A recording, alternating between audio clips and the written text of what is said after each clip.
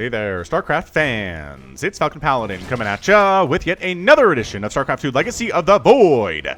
Today it's going to be a match between Serral and Neeb here on Acropolis, the latter edition.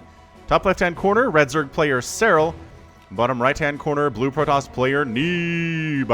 Alright, man, so the best foreigner Protoss of all time, well, of 2019, maybe of all time, but let's see, who are some good foreigner Protoss players? Showtime, Hearthstone. I don't think anybody's better than those players, but if there are, let me know in the comments. And this year, Neeb is the best foreigner Protoss in all of StarCraft 2, and Serral is the best foreigner Zerg and best foreigner player, and maybe the best StarCraft 2 player of 2019, but we'll have to see. Wait a second. Wait a second. I'm going to post this after the global finals have been done. Well, anyway, if I post this after the global finals and Serral won, then just say, yes, Falcon, he is the greatest StarCraft 2 player of 2019 and 2018. So, here we go. Gateway first here. Gateway expand here out of Neeb. And a pool first out of Serral. What? I was so distracted by Serral versus Neeb and whether anybody was the best player in the world. And okay, this is really bad for Neeb. He did not probe scout early here at all. He doesn't know this is coming, man. He's just doing a regular old wall. I'm going to go ahead and scout now. And what I'm going to see is there are 6 lings coming across. Now, Sniper Monkey, my screener basically said about this game, holy crap, this game is intense. Oh, he's hiding. He hides the lings from the scouting probe. The Overlord sees it so that the additional wall doesn't get thrown up here, so the lings can get in. He hides these lings too. Oh, Serral, you're so good at this game. Now, the probe's getting up now, and see the hatch is not done, and panic because, ta-da! Oh, depowering this gateway. Is that your ball game? Is that all she wrote? Are we done at this point? Okay, no adept. It's probes versus 8 Zerglings, which doesn't seem ideal for Neeb here at all. Oh, this is why you probe scout. Oh, hang on. Hold on, the probes are putting up a pretty good fight here. Probes are really good fighting against Zerglings. So are SCVs, to be fair, but oh, threw up another pylon in the meantime here. Neeb. Is Neeb gonna survive this? He's just so far behind, though. He's so far behind. Although, hang on. He's got 2 bases. He still has 21 workers. Not that many probes have gone down. In fact, only 2. Holy crap, Neeb. Your control here is insanely good. Neeb? No, but for real, guy. There's a lot of injured probes in here, though. And now there's an adept. And, oh, come on. Focus on the wounded. There we go. The wounded probes go down. One more in there that possibly... Nope, the adept exists, therefore no. All right, so 7 probes have been killed in exchange for a ton of Zerglings, 10 of them to be exact. It's 24 to 20 workers. Serral has his second base up, obviously. He is saturating it, and he's taking a third right about now. All right, so for all the shenanigans there, I think we're pretty much even at this point. Are there any lings out to handle this adept, or is it just going to be queens? Serral is basically saying, I used a lot of larva on those lings early. Honestly, I am just ridiculously impressed with Neeb there. I really figured if that many Zerglings show up at your base and snipes off your pylon that is powering your only warp gate, you just kind of die. But it turns out probes are good fighters, man. Probes are really good fighters. Oh, the adept gets killed. That's a problem for Neeb. Now Serral can really power up with drones. He doesn't have to make any lings at all because that adept is never coming back because the adept is dead. But yeah, man, I'm just saying, I feel like if I got into a game, went pool first, got 10 lings over here, sniped this pylon, depowered the Protoss' stuff, I just win. But, I don't know. Probes are good fighters. I've actually lost games where I've gotten lings into situations like that, and the probes just murder all of them and no probes die. So you have to watch out for that, Zerg players. Serral is probably like, I thought I had him. I thought I could kill more workers than that. He did a good job, but it's not like he killed a crucial number of them at all. Neeb's already back up in worker supply. He's taking a third base. He's kind of skimping here. He has an Oracle and a Stalker. But he recognizes that Serral's probably just going to want to macro up and get just back to where he would normally be. He's more careful, rather more comfortable macroing up anyway. But every once in a while, he can do stuff like this, right? So you can't just assume Serral's not going to do this just because he rarely does. You have to be on your toes, or bad things will happen to you.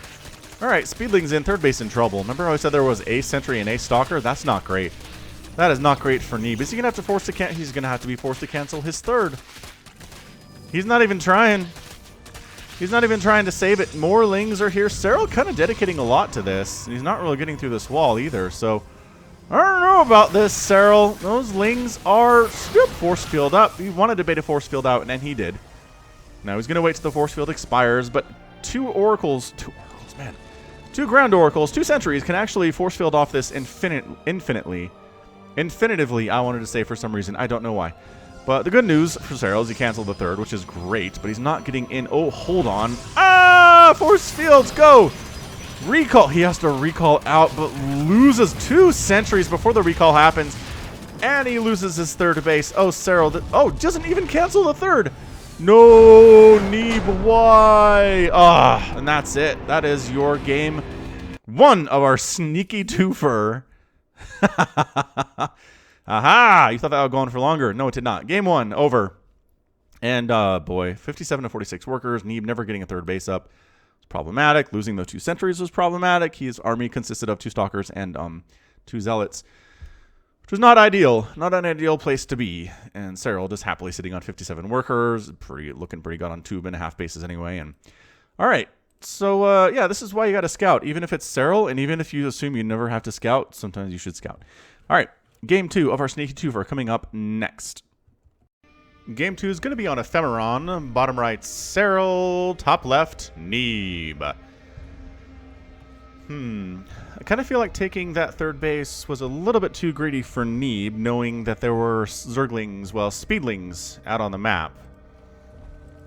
Serral only had 3 bases, and 2 base Protoss will compete with 3 bases or any day of the week, so... I think Neeb felt like he was behind more than he was. Neeb's like, alright, man, not getting fooled again. Probe scouting really, really early here and blocking off the hatch just to make sure the hatch is going to go down. Oh, hang on. This drone, can he get it down? And yes, he can. The drone has enough lead, and Serral's like, I really don't care. I'm going to take this third base anyway in about 2 minutes or so, maybe even less than 2 minutes, so I don't mind the bother. Neeb throwing down a gateway. Gateway expanding here from Neeb again, but this time there is no pool first. Neeb says, all right, just making sure there's not a pool. I didn't actually see the hatch go down, so maybe Serral's messing with my head, but yeah, there's the pool right there. Don't need to wall off anytime soon, and I feel much better about this game than I do about the last game. So it's a new slate, man. New slate, Mr. Neeb. No complaints. Boop, boop, boop. By the way, there is a merch store if you're interested. Just falconpaladin.store. We actually got a way to make it so that you can look at the prices in your particular currency. It used to just default to Australian dollars, which was a weird exchange rate for a lot of places, and people are like, what is this? And it was confusing. And if you want to check it out and see what the prices are now, you are welcome to do so. We also have some new items out there. Some really fancy stuff. Falcon Paladin, our t-shirts, which is the weekly podcast. Just search Falcon Paladin on your podcast app, and you will see me and Wade as we talk about StarCraft. StarCraft 2 in particular, as well as other TV shows and movies and anime and all sorts of nerdery things. If you're a nerd and you like StarCraft 2, you will enjoy this podcast. I can guarantee it. That or your money back. Okay, it doesn't actually cost anything. So I'll give you all of your $0 back. It feels like a dad joke. Oh no. Did I just make a dad joke? I didn't mean to make a dad joke. Boo. Anyway, Twilight Council opening here from the Neebster and making an adept. This could be Resonating Glaives, interestingly enough. And again, to be entirely honest with you, Sniper Monkey said this is the game that was holy crap intense. So interested to see what he means by that. And there you go. Third base coming up at 240 at the natural. And it's weird a little bit, but Serral's used to it. This isn't going to throw his game at all. He's been blocked on the natural a million times by Protoss in his career. It's not something to freak out about. Twilight Council on Zive. Actually already done, and anything being used with it? No, because the Ling is here. If he researches with it, then Serral knows what it is, basically, and if he doesn't research with it and makes a Templar Archives instead, then Serral knows what's going on, and it's just really frustrating when there's a Ling scouting about. Overlord kind of in position to scout here, and you know what? Nothing being done with this at all. Why would he go Twilight Council if he's not? I'm very confused by this. got a robotics facility coming up in the wall, which is fine. Oh, it's a dark shrine. Was he waiting for gas? I bet he was waiting for all the gas he needs for a dark shrine. Okay, that makes sense. So dark shrine coming in. He's going to go for some Archon drop stuff, which is early and really boring. Really doesn't usually accomplish much, especially against somebody as good as Serral is. But I mean, it's not fair for me to say, why are you doing something that's not super effective versus Serral? Because there's not anything that's really super effective versus Serral. Nobody beats this guy. I mean, Raynor beat him in a best of 7 in WCS, whatever it was. Yes, but that's ZVZ. And ZVZ is a lot more volatile and a lot easier to kind of get ahead in weird ways compared to ZVP. ZVP is more stable. You kind of know what you're doing. You have limited options as to what you can try to pull off here. And it's just really hard for you to go from, like, you're ahead to, crap, now I'm really behind and I'm like half a second, which is what ZVZ is. I'm sure people will tell me that PvP is the same way and PvZ is also that way in certain reasons, but I don't see it, honestly. I see this as a much more stable matchup for sure. This War Prism is accomplishing nothing. The Lings are following it around. I guess if you make DTs, though, the Lings can't do much about that. That is a reason to go for Dark Shrine here instead of Templar Archives. So here comes, he's just going to unload. He's like, whatever, you Lings can't do anything about this because these will be Dark Templar. And here they are, and then they'll turn themselves into an Archon because that's all we're doing. At this point, I really feel like it's just your standard, gotta force the Zerg player to play defense, gotta force the Zerg player to make things other than drones in the first 5 minutes of this match. And this is what we're gonna do. Ling's cruising up to try to shut down this third, but there are 2 adapts well placed. This is just SimCity that you need to do. Oh, hang on, it's Dropper Lord stuff. That is interesting. Alright, I'm on board with Dropper Lord things for sure. I mean, flying right over that pylon, no big deal. That is a lot of roaches. You are not unloading here at all. Nope. And a queen stabbing. Oh, 2 queens. This is getting shut down hard. And the Lings are on the other side of the map too, but 2 adepts should be able to handle that. Just picks up, slowly gets on out of there. I'm so used to saying picks up and boosts on out of there, but nope. You can't do that with a Soul Overlord, that is for sure. There's not even Overlord speed being researched at the moment, which is hilarious. Observer cruising around this right side of the map. Not going to really see much by way of interesting things. I mean, he knows there's a Roach Warren. I guess he did scout the Spire, so he knows there's a Spire on the way, which is good information to have. Ling's cruising about, just not really accomplishing a lot. I don't know what they were trying to do there, to be honest. But the ways of Serral are mysterious sometimes, and we must not question him. Creep spreading up this left side, up the center side. Ephemeron, pretty good map. More known for a ZVT map, just because these third base locations over here, see how there are these bridges. We've seen Special versus Raynor in certain situations, really causing problems. Well, Special causing problems for Raynor using these bridges and other matchups too. It's not so much of a big deal because Protoss doesn't really have super long-range units like tanks that can sit back there and really hammer stuff. But the drop tech being this early for Serral, I don't know if he's planning on using it necessarily. Anything beyond that, but he is making Mutalisks. Holy smokes. I guess if you don't open Stargate, Mutalisks are viable. It's so rare that I see a Protoss not open Stargate that I'm like, can never make Mutas. Mutas are dead in this matchup. Phoenix are too good against them. Archons are too good against them. Cannons are too good against them. There's just too many things that kill Mutalisks. And at my level, it's just impossible. It is impossible to babysit them enough to really keep them alive consistently here. And the same thing with ZVT. I mean, what did we see? We saw Scarlet versus Massa a couple weeks ago, and it was a best of 5. And one of the games, Scarlet went Mutalisks with her Lings and Banelings and lost. And in the other game, she went Corruptors and had a much better time with it because Mutas are super fragile. Like, to the point that Sentries are actually pretty good against them. You would be surprised at what things are good against Mutalisks. Everything, pretty much. I mean, sure, 3 probes go down. The Muta control here is as perfect as it's going to get because it is Serral at the moment.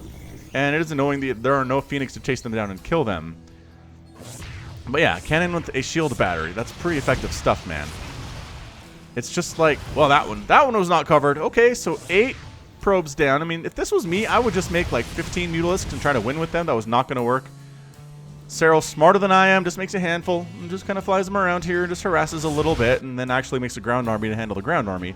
Because, by golly, look at this ground army. So we got how many Immortals in this mix? That's Stalkers. That's 4 Immortals, though. Jeez. All right, well, 12 probes are down. It's 54 to 67 workers in favor of the Zerg player. We got Roach Ravager here against that many Immortals, though. I guess there's a handful of Lings here, but, again, the problem would be the force fields are pretty good against Zerglings. So just dancing around a bit. The Mutalisk, trying to find some stuff to do. Not accomplishing much. Really. I mean, sure, 12 probes is nothing to sneeze at, but you're not, like, ending the game with these Mutalisks or anything, which is probably too much to ask. Again, it's 5 Mutalisks, man. Calm down, Falcon. How many have died? 2 of them have died, so we made 7. Not a huge number, but it's not a tiny number either. And army supply 108 to 85. He's making 20 banelings, so that'll pop back up here in a second. Going to be a Roach Ravager baneling style thing here. And yeah, your force fields need to be really good here, Neeb. Super Mega Ultra Lightning good here. There are the force fields. Corrosive Biles actually used to take down force fields. Never see that today. Banelings trying to get on top of something. Trying to kill those adepts if at all possible. And Banelings crash it. Trying to find things. There's nothing really for them to hit here. It's all Stalkers and Immortals, man. And maybe that was an overmake on Banelings on Serral's part. He's retreating. Still, army supply really up because he did make 20 Zerglings. Also, the Mutalisks taking out 3 more probes here at the natural base. Flying over some Stalkers, so at least 2 Mutalisks will die. Oh, at least 1 Mutalisk will die, and that is not getting replaced. Serral is not planning on doing that at all. Although, honestly, there's not a Stargate. So, I mean, Neeb is basically calling Serral's bluff and saying, hey, if you never want to make another Mutalisk, I'll never make a Phoenix. Man, I feel like if Serral showed up with like 30 Mutas, he'd just win. There's really not much splash damage here. There's an Archon in the mix. 1 Archon here. There's no Storm. This is interesting. Mutalisk's trying to, all 4 of them, by the way, trying to take down this Nexus. They can't. So they fly off before they die.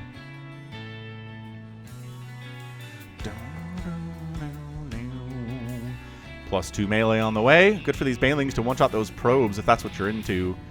And he's gonna... Oh, man, there's no force fields. Okay. Oh, hang on. Stalkers were there, and Serral doesn't like what he sees at all. So he's just multi-pronging it, right? He's got armies in 3 different locations, kind of running around trying to find angles, which he feels comfortable with. And talked about this on a previous cast, but Serral's ability to just kind of look at his army, just glance at the army on the screen, see what the situation is, and decide immediately whether or not to go in and continue or not, is just... It's one of his superpowers. It's one of the reasons that he is so good. If you're wondering why Serral's so good, that's a big reason. He will, like, he'll be over here and he'll glance up and see and go back. Like, instantly. Just see, am I winning the situation? Great. I'll keep going. If I'm not, I'm going to pull back and get out of there. Tacking on in this angle again. The force field's good, but Corrosive Bile's a little better. It's just, it takes so long to go down. I mean, sure. Alright, well, Banelings are crashing on in, catching a couple Zealots, which is nice. But again, there's really not a lot of Baneling targets here. I'm not sure why he's continuing to make so many Banelings, to be honest with you. Kind of working out. These Mutas, yeah, they're just harassing. They're really not capable of doing a lot at this stage of the game because, again, there are 4 of them. How many kills do they have each? 1, 1, 6, 3. I mean, sure. So combined total, it's like 11 kills for those dudes. Whatever. These Immortals are... That one has 9 all by himself. And he costs way less than 4 Mutalisks do. But Mutas can fly and hit air and ground units. These are fair points. And they're faster. That is also fair. So Immortals are slow and tanky, and they hit hard, and they can't shoot air, so they should be able to do pretty well in killing ground targets from range. Reasonable point. Greater Spire on the way. Adrenal Glands coming in. Serral's got a 5th base. Wait. 1, 2, 3, 4, 5. Yeah, it's a 5th base, man. 5th base in it. Neeb's 4th base is trying to come up. He is kind of lagging behind, but again, he'll be fine. He'll be fine 1 base behind Serral. You're never, ever going to lose that game just because you're 1 base behind of a Zerg. As long as you're good with your units and making good trades.